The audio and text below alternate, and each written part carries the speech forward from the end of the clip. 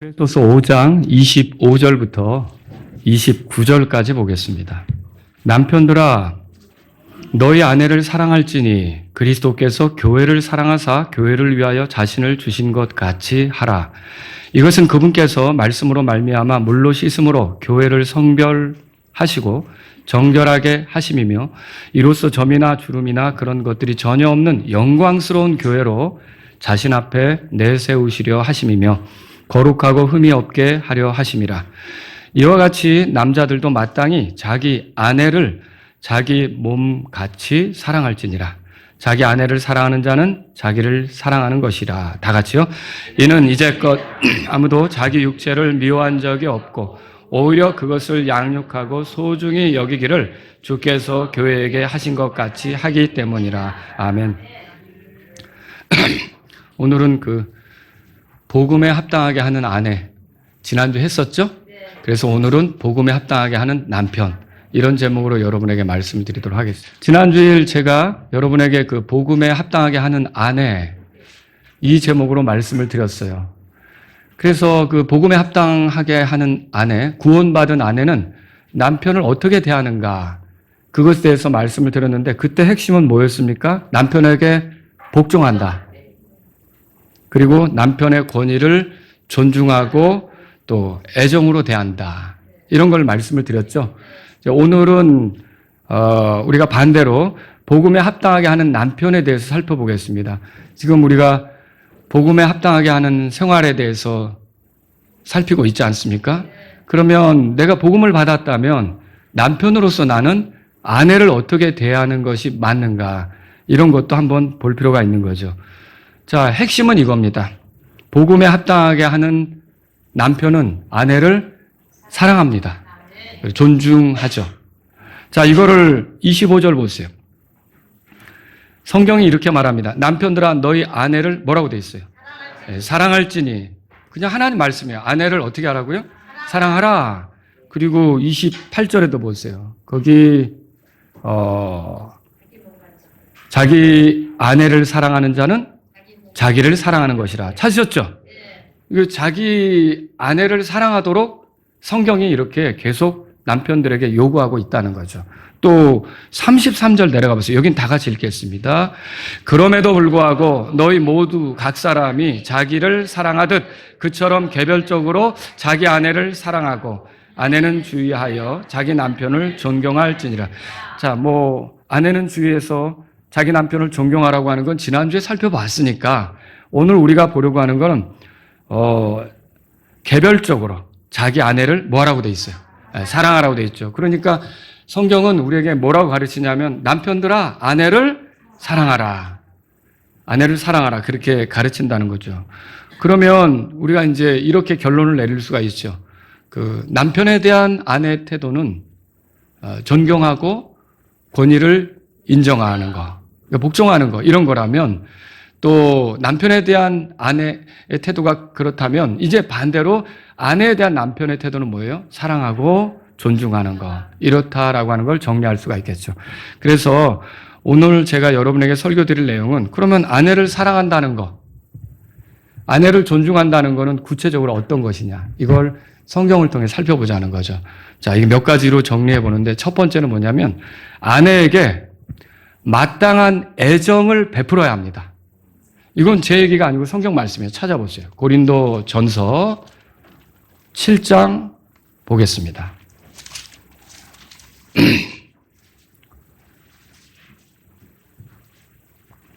3절에 보세요. 3절에 다 같이 3절, 4절까지 우리가 한번 같이 읽겠습니다. 다 같이 읽겠습니다. 남편으로 하여금 아내에게 마땅한 애정을 베풀게 하고 마찬가지로 아내도 남편에게 그렇게 행하게 하라. 아내에게는 자기 자신의 몸에 대한 권리가 없고 오히려 남편에게 있으며 마찬가지로 남편에게도 자기 자신의 몸에 대한 권리가 없고 아내에게 있느니라. 그러면 결혼한 부부 사이에 그 사람에 대한 몸의 권리는 배우자에게 있다는 거죠. 우리 성경의 가르침이에요. 여기 애정이란 말이 나오죠. 이 애정이라는 단어는 라틴어의 잘이라는 의미의 그 단어 베네하고 원하다라는 의미가 있는 단어 볼로가 합쳐져서 이 볼로가 합쳐져서 상대방이 잘 되기를 바라는 마음, 그거를 여기 애정이라고 이렇게 표현하게 된 거예요. 그러니까 애정이라는 건 뭐예요? 내가 애정을 쏟는 대상이 잘 되기를 바라는 마음에서 베푸는 거죠.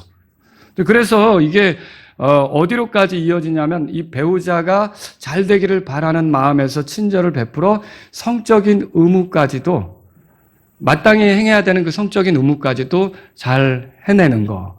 그래서 배우자가 즐겁게 되도록 하는 거, 이런 걸 얘기하는 거죠. 자, 이렇게 할 때 음행을 피할 수가 있고, 이렇게 할 때 사탄이 틈타는 것을 피할 수가 있습니다. 여러분 그 2절에 올라가 보세요. 다 같이 읽겠습니다. 그럼에도 불구하고 행음을 피하기 위해 남자마다 자기 아내를 두게 하고 여자마다 자기 남편을 두게 하라. 자, 이게 만약에 내가 욕구가 있고 성적인 욕구가 있는데 배우자가 이렇게 없다면 이런 것들을 나쁜 방식으로 해결할 수가 있다는 거죠. 근데 그렇게 되지 않도록 하기 위해서는 하나님께서 사람마다 배우자를 두도록 하셨다는 거죠. 그래서 이게 음행도 피할 수 있고요. 사탄이 틈타는 것도 피할 수 있고. 그러니까 마땅히 애정을 쏟으면 결국은 가정이 안전하게 갈 수가 있는 거죠. 그래서 존 메가더라고 하는 목사가 부부의 권리라는 제목의 설교를 하면서 이렇게 말했어요. 배우자와 잠자리를 하지 않으므로 욕구를 채워주지 않는 것은 굶주리게 하는 것과 같습니다. 식욕이 있는데 음식을 주지 않는 것이 잔인한 것이듯 성욕이 있어 결혼을 했는데 배우자의 욕구에 대해 외면하는 것은 잔인한 것입니다. 성적인 결합은 배우자가 마땅히 받아야 할 권리입니다. 여러분 결혼을 했다면 배우자에게 성적인 의무를 다해야 되는 거죠. 근데 이렇게 하지 않으려고 하는 사람들이 있어요. 근데 복음에 합당한 삶은 남편에게 있어서 복음에 합당한 삶은 뭐냐면 아내에게 그 의무를 다하는 거예요. 그걸 다하는 거죠. 여러분 그 5절에 보세요. 5절 다 같이 읽겠습니다. 너희는 서로를 속여 권리를 빼앗지 말고 너희가 금식과 기도에 전념하기 위하여 당분간 합의하는 경우 외에는 다시 함께할지니 이것은 너희가 자제하지 못함으로 인해 사탄이 너희를 시험하지 못하게 하려 함이라. 그러니까 부부는 계속 함께 있으려고 해야 돼요. 그러니까 특별한 경우, 부득이하게 어쩔 수 없을 때는 합의해서 어느 정도 떨어져 있지만 이 떨어짐을 계기로 해서 우리는 계속 각자 가는 거야. 이거 아니라는 거죠. 그래서 이제 신혼부부가 방을 얻을 때 방 3개짜리 얻는 건 별로 안 좋은 거예요. 방이 하나밖에 없어야 돼요. 약간 이제 결혼해서 이렇게 신혼생활 하면서 좀 충돌이 생겨도 오직 그 방에서 같이 잘 수밖에 없도록. 그리고 방 3개가 있어가지고 화가 나가지고 저리 건너가자고 여기 건너가자고 그러면 안 되는 거죠. 다시 함께하라는 게 성경이에요. 그래서 이게 하나님 말씀인 거죠. 그래서 전도서 9장 9절에도 성경은 뭐라고 말하느냐. 남자에게 이렇게 말하죠. 내 헛된 삶의 모든 날, 곧 그분께서 해 아래에서 내게 주신 내 헛된 삶의 모든 날에 내가 사랑하는 아내와 함께 즐겁게 살지어다. 그러니까 사랑하는 아내와 즐겁게 사는 것은 몸에 대한 배우자의 권리를 존중해서 서로 즐겁게 해주고 사랑하고 그렇게 살라는 거죠. 여러분 이게 하나님 말씀이에요. 왜 내가 복음을 받았으면서 하나님 말씀대로 하지 않으려고 하느냐는 거죠. 이거는 온당치 않은 거예요. 육체적 애정을 나눌 수 있는 유일한 관계가 부부관계 아닙니까? 도대체 어디서 이 애정을 나눌 수가 있어요? 그래서 남편은 아내에게 육체적 애정을 줘야 되는 거예요. 그 육체적 애정을 안 준다는 건 뭐냐? 자, 여기 식욕이 있는데 밥을 안 주는 거예요. 그럼 어떻게 되겠어요? 굶어 버리겠죠?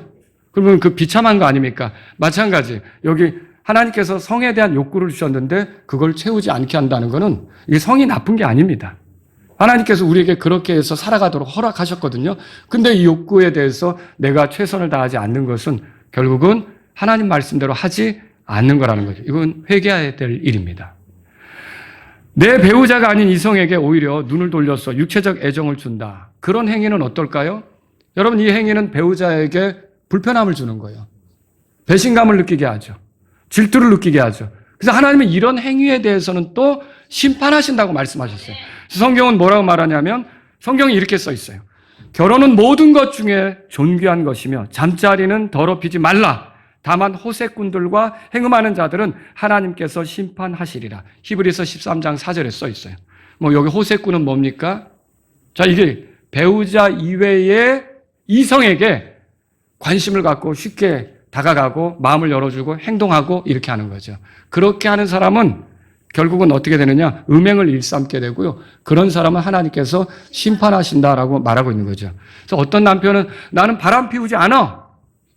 이렇게 말하면서 자기 배우자에게 마땅한 애정을 베풀지 않는데 여러분, 그건 아내를 사랑하는 게 아니라 아내의 권리를 빼앗으면서 잔인하게 구는 거죠. 그럴 거면 왜 결혼을 한 거예요? 결혼을 했다면 분명히 고린도전서 7장 2절에 나오잖아요. 그런 이유들로 인해 음행을 피하도록 하기 위해 가정을 잇게 했다면 마땅히 배우자에게 베풀어야 될 애정을 베풀어야 된다는 거죠. 뭐 우리 교회 성도님들은 잘하고 있을 줄로 믿습니다. 아멘이 오늘은 안 나왔네. 네. 이렇게 서로에게 잘 해야 되는 거죠. 서로에게.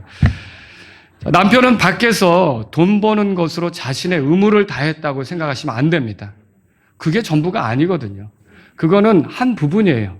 내가 밖에서 돈 벌어서 생활이 되게끔, 집안이 돌아가게끔 했다는 거. 여러분, 그거 잘하는 거죠.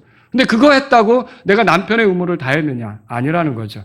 성경엔 뭐라고 말합니까? 다시 함께 하라고 말하고 있어요. 다시 함께 하라. 이건 뭐예요?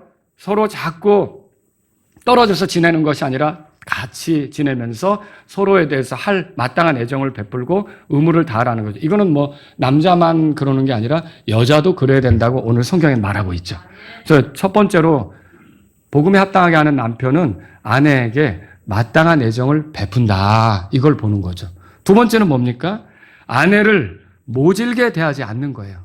한번 성경을 찾아보세요. 이것도 골로새서 3장입니다. 골로새서 3장 19절. 이것도 제 얘기가 아니라 하나님 말씀이에요. 19절 다 같이 읽습니다. 남편들아 너희 아내를 사랑하며 그녀에게 모질게 대하지 말라 그랬어요. 이제 모질게라는 말이 가지고 있는 그 의미는 쓰게 한다. 쑥 아시죠? 쑥. 그 쑥처럼 쓴 것을 불러일으키는 게 모질게 하는 그런 그 의미가 거기 바탕에 깔려 있어요. 자, 우리 세희가 매운 걸 먹으면 웁니다. 고통스러워할 수밖에 없어요. 엄마 물! 이렇게 찾죠. 그러니까 이게 그 쓴 것은 매운 거는 이런 것들은 감당이 안 되는 거죠.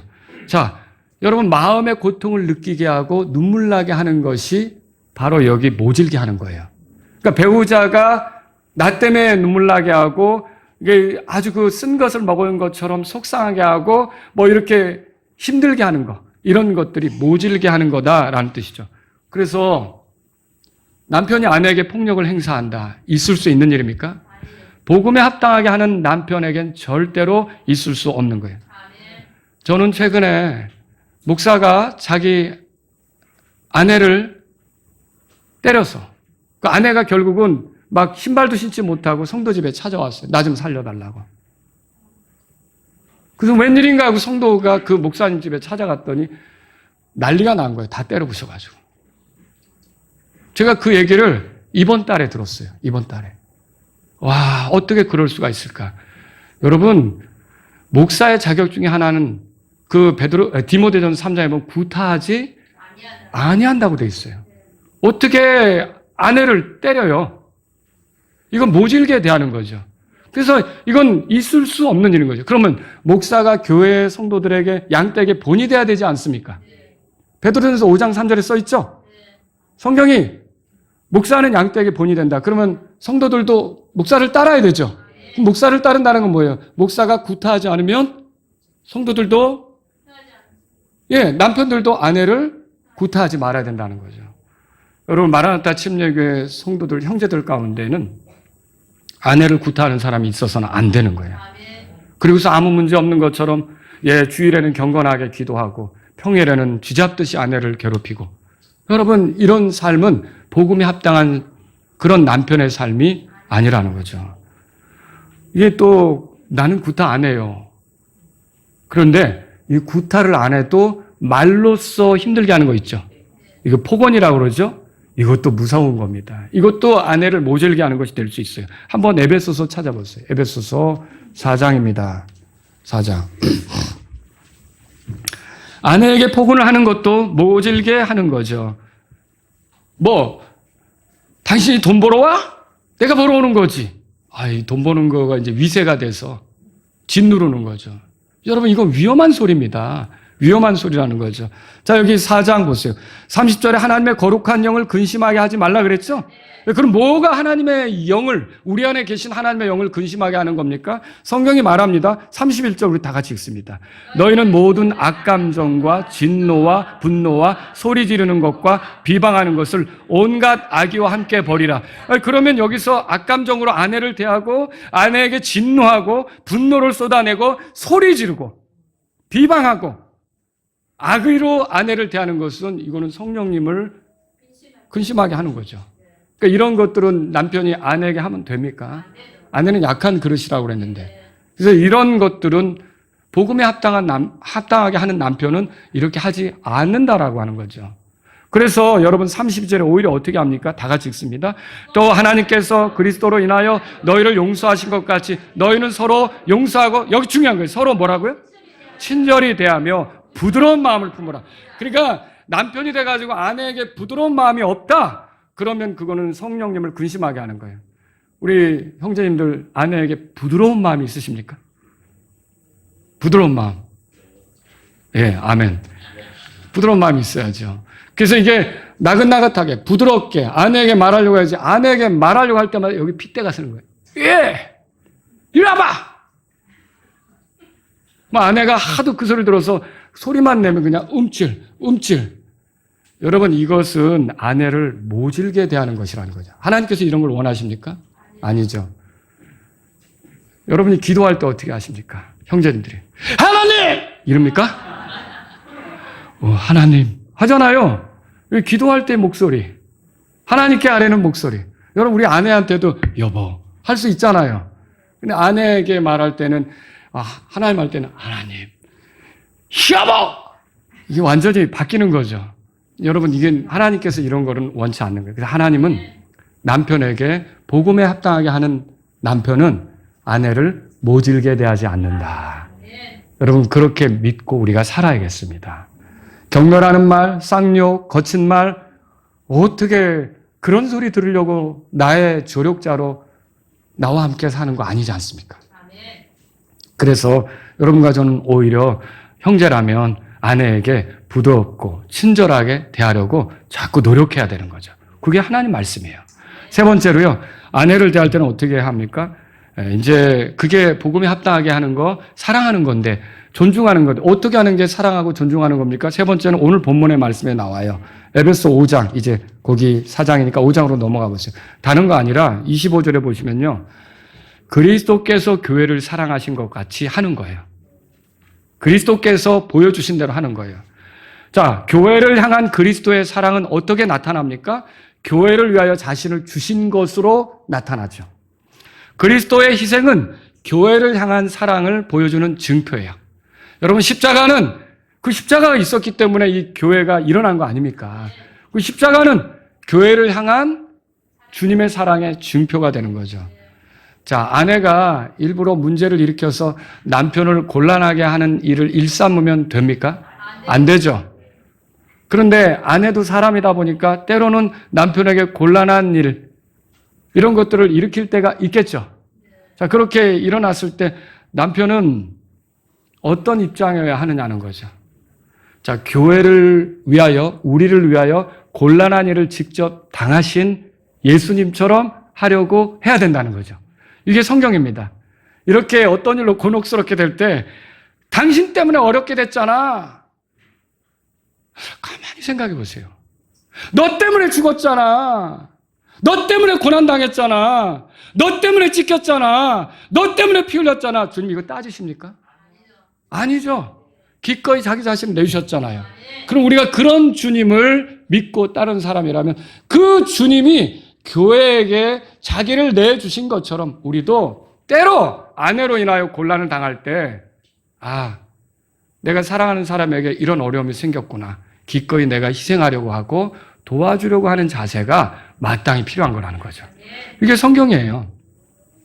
또 교회를 향한 그리스도의 사랑은 어떻게 나타납니까? 26절에 보시면요.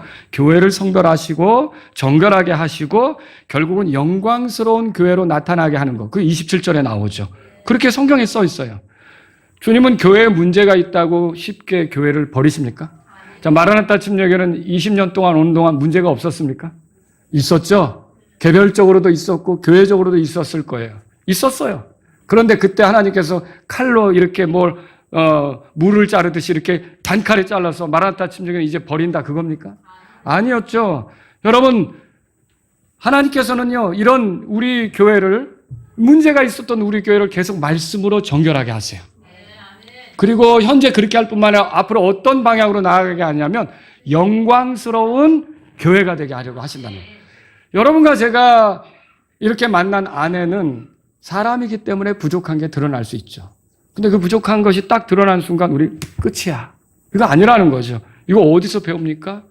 주님이 교회를 대하는 태도에서 배울 수 있어요. 처음 사랑을 잃어버린 교회, 에베소 교회. 들어보셨죠? 또 타협하는 교회, 버가목 교회, 부패한 교회, 도아디라 교회, 이름은 가지고 있으나 죽어있는 4대 교회, 차지도 뜨겁지도 않은 라우디게아 교회, 그리고 또 시기 다툼 분쟁이 있었던 고린도 교회, 율법주의에 빠진 갈라디아 교회, 그리고 이 지체들 간에 갈등이 있었던 빌립보 교회. 여러분, 이런 교회들을 놓고 주님이 너희는 안 되겠다라고 단칼에 자르는 게 아니라 회개하라고 촉구하세요. 기회를 주시려고 해요. 그리고 그들이 돌아오면 여전히 쓰시려고 하고요. 그들이 영광스러운 교회가 되도록 계획하신 거예요. 이런 주님을 안다면 저와 여러분들이 아내를 대할 때 부족한 것이 드러날 때마다 오히려 여러분과 제가 더 영광스럽게 되도록 돕는 것이 필요한 거죠. 주께서 자신이 사랑하는 대상을 말씀으로 말미암아 정결하게 해주시고 또 궁극적으로는 점이나 주름이나 그런 것이 전혀 없는 영광스러운 교회가 되게 하시는데 거룩하게 흠이 없게 하려 하시는데 그렇다면 남편들은 아내에 대해서 어떻게 해야 합니까? 아내에게 부족한 면에도 불구하고 변함없이 사랑하고 거기서 회복이 되도록 도와주고 그리고 자신으로 인해 아내가 비난받는 위치가 아니라 아내가 영광스럽게 되는 그 위치에 서도록 계속 헌신하고 이런 것들이 필요하다는 거죠. 자신의 돌발적인 행동으로 아내가 난처해하거나 자신의 무절제한 행동으로 아내가 골머리를 썩거나 자신의 잘못을 수습하느라 아내가 진땀 흘리게 하는 게 아니라 나 때문에 영광스럽게 되도록 예수님은 우리 교회가 영광스럽게 되기를 목표로 하셨어요. 그러면 나를 만난 아내가 저 사람과 살아서 참 얼마나 행복하시겠어요. 정말 대단하셔. 저 사람을 만나서 참 복되겠어. 이런 소리를 듣는 그 영광에 이르기를 우리 남편들이 그렇게 아내에 대해서 그렇게 하기를 주님은 원하신다는 거죠. 여러분, 물론 남편도 사람이라 완전할 수는 없지만 그러나 어쨌든 노력해서 자신의 아내가 자신 때문에 어려움을 겪기보다는 나 만난 곳으로 인해 사람들이 좋겠수 그런 소리 들어야지 어쩌나 안타까우리 딱해 이런 소리 듣게 하면 안 된다는 거죠. 여러분, 또 교회를 향한 그리스도의 사랑은 어떻게 나타납니까? 29절에 보세요. 거기 보면은 양육하고라는 표현이 있어요. 이게 양육한다는 게 뭐예요? 만족을 주는 돌봄이죠. 육체적, 감정적, 영적 필요를 채워주며 사랑의 결핍이 없게 하는 걸 말해요. 그리스도께서는 말씀과 기도, 실현이라는 도구로 교회를 깨끗하게 하며 돌보십니다. 복음에 합당하게 하는 남편은 아내의 필요를 살피고 공급하고 도우려고 하는 거죠. 목사의 아내가 지쳤어요. 남편에게 몸도 힘들고 마음도 지쳐서 목회를 쉬자고 해요. 자, 그러면 여러분 이때 목사는 고민이 되겠죠. 그리고 아내를 좀 이렇게 위로해 주겠죠. 힘이 나도록 돌봐주겠죠. 그리고 만난 것도 먹으러 데리고 다니고 바람대세로 어떤 푸른 것을 보러 다니기도 하고 이렇게 하겠죠. 그런데도 아내가 내가 너무 지쳤고 몸도 힘들고 좀 쉬었으면 좋겠다라고 한다는 거죠. 그때 여러분 목사는 아내에게 어떻게 해야 됩니까? 주님의 부르심이 있는데 당신 믿음 없는 소리만 계속하네. 왜 이게 내게 기운 빠지는 소리를 하는 거야? 왜 목회를 접어야겠어 여기서? 아니 가야지.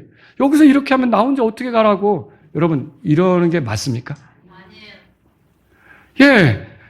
여러분과 제가 생각해야 될 거는 아내가 지쳤고, 아내가 탈진했고, 아내의 몸이 힘들어졌다면 어떻게 되느냐? 우리의 사역에 대해서 재고해 볼 수도 있어야 되는 거예요. 여러분 가운데 아내가 힘들다고 해서, 아내가 병들었다고 해서 사역지에서 물러나는 어떤 사람들을 두고 믿음이 없다. 무능력하다. 여러분 그렇게 하면 됩니까?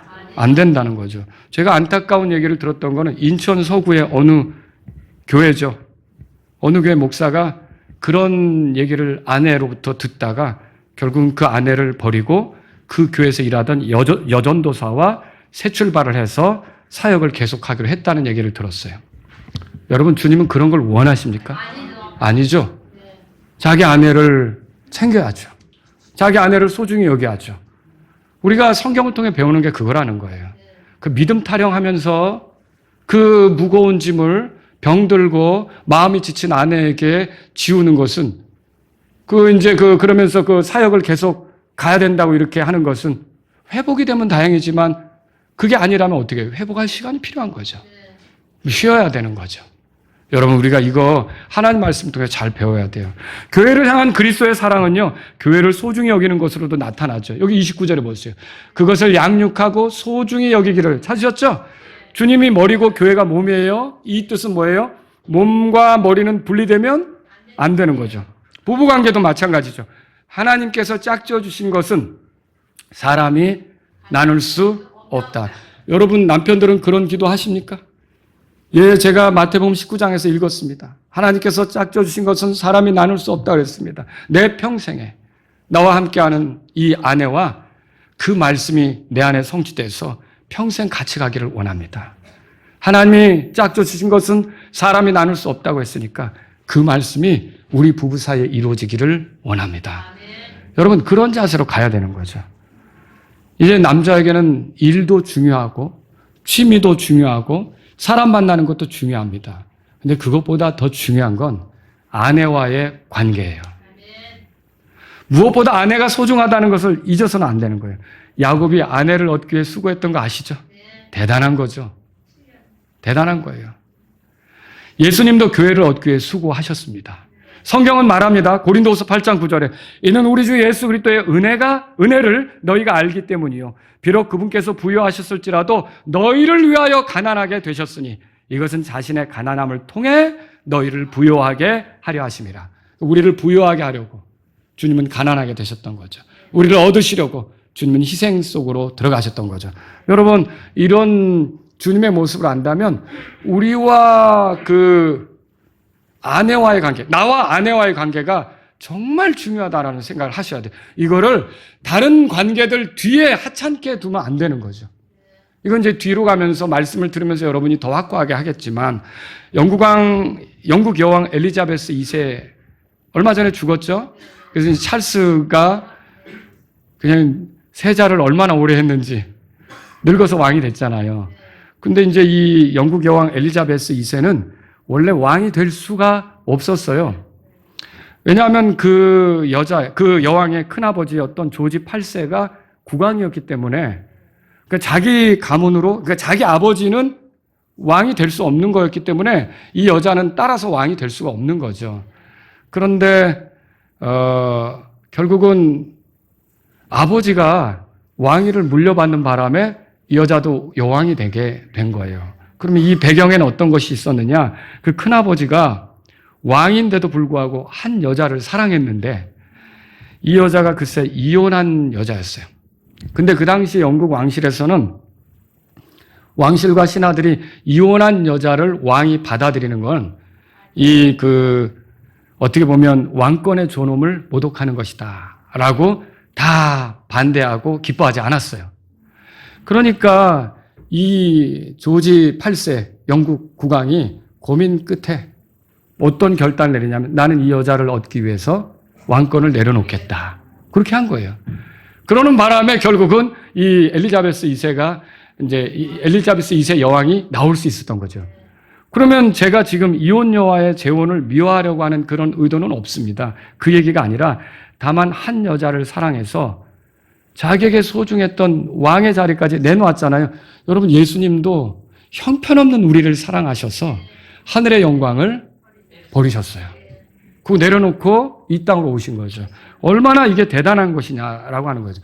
이런 걸 안다면 저와 여러분에게 있어서 정말 결혼한 형제들은 소중한 존재로 이렇게 손가락을 꼽을 때 물론 우리가 주 예수님이 가장 소중하죠. 그리고 여러분이 아내를 저 맨 뒤로 놓으면 안 되는 거예요. 아내가 소중한 존재라는 생각을 하고 살아야 되는 게 복음에 합당하게 하는 남편의 모습이라는 거죠. 네 번째로 말씀드립니다. 28절에 보시면요, 우리가 찾을 수 있는데 아내를 자기 몸처럼 사랑해야 돼요. 28절에 그렇게 써 있죠? 에베소 5장 28절에.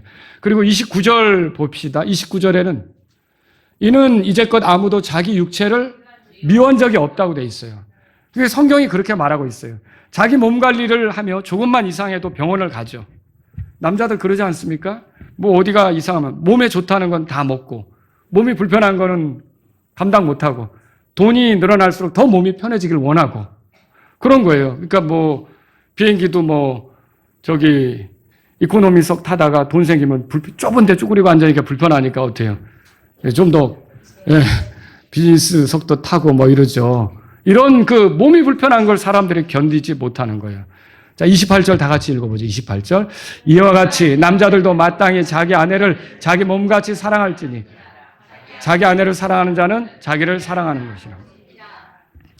내 몸이 힘들고 피곤하다면 그래서 내 몸을 챙기려고 한다면 아내 몸도 생각을 해야 한다는 거예요. 이게 남편의 착각 중에 무서운 착각 하나가 집안일이 쉬운 거라고 생각하는 거예요. 집안일은 쉽지 않습니다. 아이를 양육하는데 에너지가 엄청 소요됩니다. 아이의 감정, 아이의 기분, 아이의 상태를 이해하고 아이에게 맞춰야 되는 거죠. 또 아이에게 필요한 것들을 가르치고 아이에게 지침을 줘야 되는 거죠. 그것도 제때. 때 넘어가면 그것도 교육이 또 흐려집니다. 그리고 아이를 씻기고 아이를 먹이고 아이를 재우고 아이와 놀아주고 이거 아내가 그런 일을 하잖아요. 근데 뭐 여기 맞벌이 하시는 분들은 이제 어린이집에 맡기고 그렇게 안 할 수도 있지만 이게 쉬운 일이 아니라는 거죠. 자, 남편이 집에 돌아와 피곤하면 아내에게 오늘은 너무 피곤해서 쉬고 싶다고 말할 수 있죠. 그러면 아내로서 어떻게? 당신만 피곤한 줄 알아? 이러면 안 되는 거죠. 그럴 때 어떻게? 뭐 들어가시오. 이불 깔고 누워. 좀 피곤을 덜어야지 되니까. 그래서 밥은 먹고 쉬어야지 되지. 내가 맛있는 순두부찌개 끓여놨는데 먹고 쉬어요. 이렇게 하는 게 맞죠. 근데 예를 들어서 이제 남편이 그렇게 힘들다 그러면 쉬라고 하는데 이 남편은 그게 아니에요. 뭐 어떻게 사람이 항상 피곤해요. 그래서 일단 집에 들어오면 어때요? 모든 일을 다 아내가 다 알아서 해주기를 바라는 거예요. 밥 차려주는 거, 물 떠다 주는 거, 숟갈 차려주는 거, 빨래 걷어서 이렇게 넣어주는 모든 걸 다 해줘야 되는 거죠. 참 사는 게 용하죠. 쫓겨나지 않고 얻어먹으면서. 여러분 이런 것은 어때요? 내가 피곤하면 아내도 피곤하다는 생각을 해야 돼요. 집에 오면 아무것도 하지 않으며 아내가 모든 것을 해주길 바라는 그런 남편은 아내를 자기 몸처럼 사랑하는 겁니까? 아니에요. 아내가 집에서 보낸 시간이 쉬는 시간이라고 생각하십니까? 아니죠. 하루만 바꾸어서 내가 집에서 아기 보고 내가 살림할 테니 당신 일터로 가봐. 바꿔서 그러면 하루만 하고도 난 못하겠어. 내가 출근할게. 이렇게 나올걸요. 그러니까 남편은 돈벌이 함으로 할 만큼 했다고 주장하며 아이와 놀아주지도 않고 아내 일을 거들지도 않고 그러면 아버지로서 남편으로서의 역할을 다 내려놓는 것과 같은 거죠. 육아기의 엄마가 얼마나 힘든지 우리 교회도 자매들이 아이들을 키울 때가 그렇게 힘들어요. 이 시간은요 성경 보기도 힘들어요. 설교도 한번 제대로 듣기가 어려울 수도 있어요. 엎고서 뒤에서 왔다 갔다 하고 또 말씀 들으려고 앉아있는데 얘가 칭얼대면 어떻게 해요? 또 데리고 나가야 되고 말씀도 제대로 듣기 어려워요. 그리고 또 어떤 때는 어때요? 집에 가면 기도 시간도 갖기가 어려울 수도 있어요. 이런저런 일로 또 몸이 지치고 힘들고 근데 이런 점들을 안다면 귀가 후에 남편이 잠시 아내 뭐라도 거들어 주려고 할 때 당신도 힘든데 이런 말이 나오면 당신도 피곤할 텐데 이런 말이 나오겠죠. 그런데 그러지 않고 그냥 나 오늘 큰일 하고 왔어. 돈 벌고 왔어. 이렇게 하면서 만약에 손도 안 댄다. 그리고 밥 딱 먹고서 가서 또 이제 내 하고 싶은 거 한다. 뿅뿅 뿅뿅 뿅뿅. 저 인간이 이제 점점 반찬이 맛없어질 수도 있습니다. 각오하셔야 됩니다. 그런 일이 생길 수 있다는 거죠. 제 아내도 삼형제를 키우는 일은 쉽지 않았어요. 지쳐 보일 때가 있어요. 성경도 못 읽고 기도하는 것도 어렵고 막 이렇게 너무너무 탈진이 되고 지쳐 보일 때가 있어요. 그러면 저도 기억이 납니다. 과거에 오래전이죠. 지금은 다 컸으니까. 그럴 때는 집에 들어가서 제가 삼형제를 데리고 나가는 거예요. 그럼 삼형제를 데리고 나가면 우리 삼형제들은 저하고 돌아다닌 경험이 있을 거예요.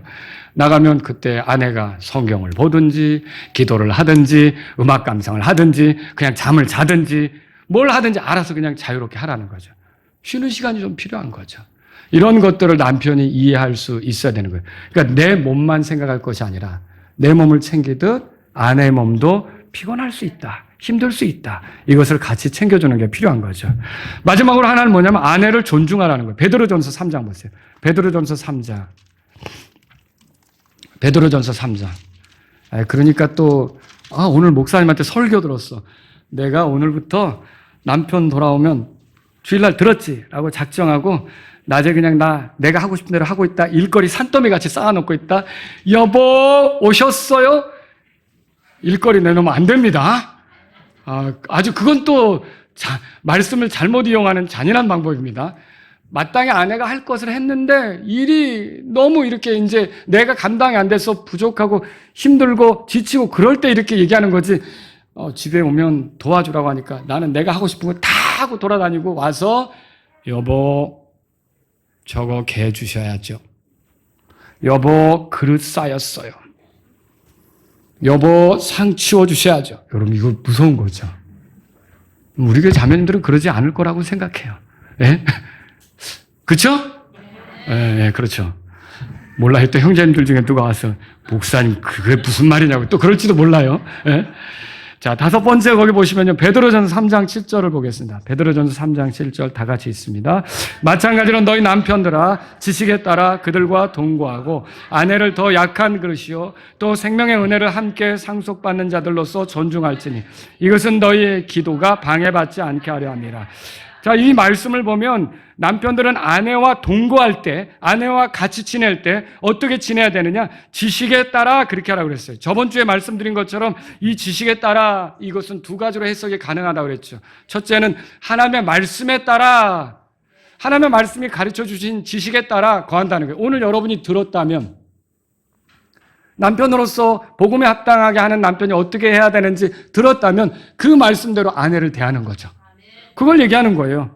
또 여기 지식에 따라라는 것은 아내에 대한 지식, 아내에 대한 이해를 가지면서 함께 지내는 거죠. 그저 같이 지내는 게 아니라 아내의 필요가 뭔지, 아내의 생각이 어떤지, 아내의 기분이 어떤지, 아내의 건강이 어떤지, 아내의 관심이 어떤지, 아내가 원하는 게 뭔지 이런 것들을 좀 알면서 그런 지식이 있으면 섬기라는 거죠. 그리고 사랑하라는 거죠. 근데 이제 아내도 때로는 기분이 상할 수 있잖아요. 그러면 또 이렇게 왜 저래 갑자기?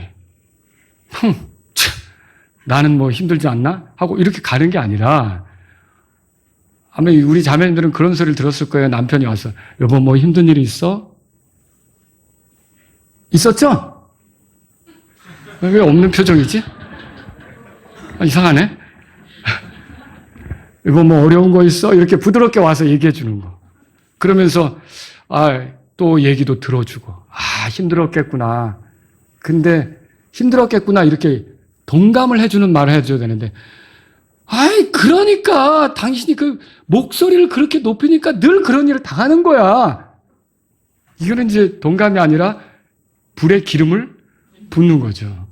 이게 이제 아내에 대해서 이렇게 아내를 이해하고 아내를 알면서 이렇게 얘기 들어주고 또 거기에 맞게 얘기를 해주는 게 필요한 거죠. 그래서 이런 말이 있어요. 아내를 여종으로 만들면 남편은 그 여종과 함께 사니 머슴이 되고 아내를 왕비처럼 존중하면 남편은 그 왕비와 함께 사니 뭐가 되겠어요? 잘 아시겠죠? 여기 베드로전서 3장 7절에 보세요. 거기 아내를 약한 그릇으로 알라 그랬어요. 그럼 뭐예요? 힘쓰는 일은 남편이 해야 되는 거죠. 남편이 도와줘야 되는 거죠. 예, 남편도 뭐 옛날 같이 우리가 어디 내가 빨래에 손을 묻혀, 어디 설거지 그릇에 내가 손을 대, 이게 아니라 남편들도 그걸 해줄 수도 있는 거죠. 따뜻하게 이렇게 같이 이렇게 도와줄 수 있는 거. 지쳐 보인다 그러면 어머 오늘 웬일이야? 별일이지. 이렇게 이제 사랑도 보여주고 이렇게 할 수도 있는 거죠. 야, 우리 남편이 이렇게 하다니. 예. 그런 같이 이렇게 힘든 것을 약한 그릇으로 알아서 힘든 것을 거들어 주는 것이 필요하다는 거죠. 제가 보니까 어느덧 저도 이렇게 제 부모님하고 제가 보낸 시간 있잖아요. 같이 동거하며 산 시간. 그거보다 제 아내랑 동거하며 산 시간이 더 길어졌더라고요. 이게 길어졌어요. 가만히 보니까 제가 이게 살아갈 때 뭐 이게 가는 데는 순서가 없지만 그래도 보편적으로 보면 누가 먼저 떠나겠어요? 부모님들이 먼저 떠나죠. 부모님들이 하늘나라로 간단 말이에요. 그리고 그러면 여러분은 여러분의 자녀들이 평생 나랑 같이 사는 걸 원하십니까? 그건 아니죠. 짝 찾아서 떠나잖아요. 그럼 누가 남아요? 아내가 남는 거죠. 여러분, 이래서 아내가 남편에게 특별한 거예요. 계속 이게 다른 사람들은 동거할 수 없어요. 보내야 돼요. 보내야 돼요. 어머니도 보내고 아버지도 보내고 아이들도 보내고 아들, 딸들도 다 보내야 되는 거예요. 그러나 보내지 말고 끝까지 내 곁에 있어야 되는 사람 누구예요?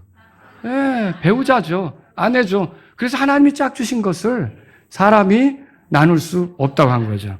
2차 세계대전 직후 일본의 교통수단은 매우 열악했어요. 아내 사치가, 이름이 사치예요. 매일 사치한다는 얘기가 아니라 일본 이름이 그렇다는 거예요. 네. 이 아내가 매일 먼 거리를 자전거를 타고 다니며 힘들게 장을 봐와 했어요. 근데 이 남편이 그걸 가만히 지켜보게 됐어요. 이 남편 이름은 소이치로예요. 소이치로. 근데 어떻게 하면 아내의 수고를 덜어줄까? 이런 생각을 하던 끝에 우연히 어느 날 군용 무전기 있죠. 이제 전쟁이 끝나고 그러니까 막 군용 물건들이 돌아다닐 거 아닙니까? 군용 무선기, 거기에 이제 전원으로 쓰이던 소형 엔진이 거기서 발견된 거예요. 그걸 떼냈어요. 그리고 그거를 아내의 자전거에 달아줬어요. 근데 이 아내가 올 때 발을 계속 굴려야 되는 게 아니라 어느 때는 이게 그냥 그 엔진의 힘으로 달달달달 하고 하는 거죠. 언덕으로 올라갈 때도 아내가 막 그때 뭐 옛날 자전거에 기어가 있겠어요? 지금은 기어가 있지만. 그죠? 그러니까 막 힘들어서 올라가는데 그게 하면은 이렇게 올라가는 거예요. 덜덜덜덜. 그러니까 어떻게 저런 자전거가 있냐고 주변 사람들이 놀래가지고 저런 자전거를 갖고 싶다고 이 소이치로에게 찾아왔어요. 이거 좀 만들어 달라고. 그래서 결국 이게 어떻게 됐냐면 1946년에 혼다 기술연구소가 설립이 돼서 본격적인 생산에 들어갔던 거죠. 소이치로의 성이 혼다예요. 혼다 소이치로. 그래서 여러분이 잘 알고 있는 그 오토바이 있죠? 혼다 오토바이. 거기서 나온 거고 혼다 자동차까지 나온 거죠. 그러니까 이게 거대한 자동차 기업, 이런 회사가 나온 게 어디서부터 시작됐느냐? 이 아내가 어떻게 하면 힘들지 않을까? 아내의 저런 수고를 어떻게 하면 조금이라도 덜어줄까? 이런 마음 쓰면서 시작돼서 저 혼다차가 지금 굴러다니는 세상이 된 거죠. 여러분, 복음에 합당하게 하는 남편은 아내를 소중히 여겨서 아내의 그 어려움들을 덜어주고 아내를 챙겨주고 아내의 수고를 가볍게 해주려고 하고 이런다는 것을 우리가 배워야 된다는 거죠. 말씀을 정리해 볼게요. 복음에 합당하게 하는 남편은 어떻게 합니까? 아내를 사랑하죠? 네, 존중하는 거예요. 아내에게 마땅한 애정을 베풉니다. 어쩔 수 없는 경우 별거. 그래서 제가 상담을 요청해 오는 경우가 있어요. 주말 부부. 그럴 때 그 상담을 요청하는 그런 걸 이미 결정했다면 어쩔 수 없지만 요청한다면 저는 주말 부부를 별로 권하지 않아요. 기러기 아빠? 더 원하지 않죠. 기러기 아빠? 참 불쌍해요. 그게 이게 돈 벌어서 보내고 가족들하고 떠나 살고 아내하고 떨어 살고. 예, 여러분, 얼마나 뭘 어떻게 출세시키고 얼마나 돈을 벌게 하겠다고 이 소중한 관계를 그렇게 하면서까지 가야 되느냐는 거죠. 여러분과 저는요, 성경이 말한 대로 다시 아내와 함께 하라는 말씀을 따라야 돼요. 계속 같이 가려고 해야 되는 거죠. 그래서 이제 신혼부부들은 결혼할 때 방을 몇 개 얻어야 되나? 하나만 얻으세요. 뭐 한 2개, 3개 막 얻지 말고 방 한 칸 얻으면 시작한다. 이렇게 생각하시고 가면 되는 거죠. 여러분 또 아내에게 친절과 따뜻함을 보여야 됩니다. 늙어 죽어가는 남자들이 많이 후회하는 게 뭐냐? 이 후회를 하지 않도록 말씀드리는 거예요. 왜 그리 사랑한다는 말을 하지 못했을까? 특히 돈 드는 일도 아닌데 사랑한다는 말에 돈이 듭니까? 아니죠. 이건 마음에서부터 전해주면 되잖아요. 그런데 이걸 늙어 죽어갈 때야, 그러니까 후회하는 뭐 몇 가지 리스트가 있는데 그 중에 한 가지가 왜 그렇게 사랑한다는 말을 하기 어려워했을까? 여러분, 하나님 우리 사랑하는 거 알아요, 몰라요? 어떻게 알아요? 노래 불렀죠? 날 사랑하심, 날 사랑하심, 날 사랑하심. 하나님은 우리에게 사랑을 표현하는 데 있어서 그냥 적당히 알아. 내가 표현 안 해도 알지? 이렇게 하십니까? 여러분 성경 읽어보면 하나님이 우리를 얼마나 사랑하는지 여기저기서 발견하잖아요. 근데 하나님의 복음에 합당하게 사는 사람이 사랑을 표현 안 하고 살아요. 이거는 어울리지 않는 거죠.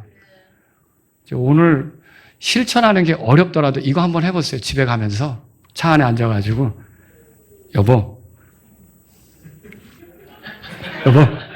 이 인간이 미쳤나? 이럴 수도 있어요. 근데 여러분이 갑자기 사랑해요. 그 마음을 담아서 이렇게 표현하면 그 소리 듣고 실제로 거부감 느끼는 사람은 없어요. 사랑해 하는데 이상한 뭐 아주 흉측한 게 사랑해 그러면 도망가죠. 근데 나하고 같이 산 남편이 나에게 사랑해 그러면 거기서 감사하고 나도 사랑해 이렇게 얘기하겠죠. 혹시 여러분 아내분들은 혹시 남편이 오늘 조수석에 앉아가지고 혹은 운전석에 앉아가지고 여보 사랑해 하는데 이상해 이러지 마세요. 그러면 그때 어떻게 해야 돼요? 나도 사랑해. 여러분 이게 왜 그렇게 어려워요? 서로 사랑한다고 해줘야죠. 지금은 좀 어색하니까 집에 가면서 하세요. 아시겠죠? 네. 세 번째로 우리가 생각해 볼 게 뭐냐면 아내에게 그리스도처럼 사랑하라는 거죠. 교회를 위해 희생하신 그리스도, 교회를 정결하게 하여서 영광스럽게 되기를 바라는 그리스도, 교회를 양육하고 소중히 여기기를 그렇게 소중히 여기신 그리스도처럼 남편은 아내를 위해 희생할 줄도 알고 아내가 영광스럽게 되도록 헌신할 줄도 알고 아내를 보호하고 아내를 소중히 여기는 거. 자, 아까 그 혼다 소이치로 씨 같이 그렇게 할 수도 있다는 거죠. 여러분 아내를 자기 몸처럼 사랑해야 돼요. 내 몸에 하는 것처럼 아내에게도 그렇게 아내의 몸을 챙겨줘야 되는 거죠. 그리고 아내를 존중해야 돼요. 아내를 이해하면서 아내가 정말 약한 존재라는 걸 알고 아내의 힘이 되려고 해야 되는 거죠. 그게 복음에게 합당하게 하는 남편의 모습이라는 걸 기억하시기 바랍니다. 우리 다 같이 일어서시겠습니다. 오늘 이 말씀을 들으신 여러분 가운데 하나님 아버지, 제가 남편으로서 정말 복음에 합당하게 하는 사람이 되기를 원합니다. 아내에게 마땅한 애정을 베풀고 아내에게 친절과 따뜻함을 보이며 아내에게 그리스도께서 교회에게 하신 것처럼 그렇게 저도 하기를 원합니다. 아내를 내 몸처럼 사랑하고 정말 아내를 소중히 여기고 존중하기를 원합니다. 이런 분이 있으시다면 이 시간 기도하십시오. 여러분의 마음을 보여드리십시오. 그리고 여러분이 혹시 우리 남편도 이런 성경의 원리를 알아서 정말 나와 좋은 관계를 계속 가져갈 수 있도록 복음에 합당한 남편으로서 걸을 수 있도록 우리 남편을 도와달라고 은혜를 베풀어 달라고 기도하실 분이 있다면 기도하십시오. 결혼을 앞두고 있는 청년 형제들 가운데 내가 그냥 한 여자에게 눈이 멀어서 그냥 뿅 가서 이렇게 결혼하는 게 아니라 정말 어떤 남편이 돼야 되는지 잘 준비해서 결혼하기를 원합니다. 준비된 아내를 만나고 내가 준비된 남자가 되기를 원합니다. 이런 분이 있다면 기도하시고요. 오늘 여러분의 가정이 주님 안에서 건전하게 세워지는 가정이 되기를 원한다면 이 시간 여러분 주님 앞에서 기도하시기 바랍니다. 우리의 가정이 복음이 이제 풍성하게 역할을 하는 그런 가정이 되기를 바랍니다.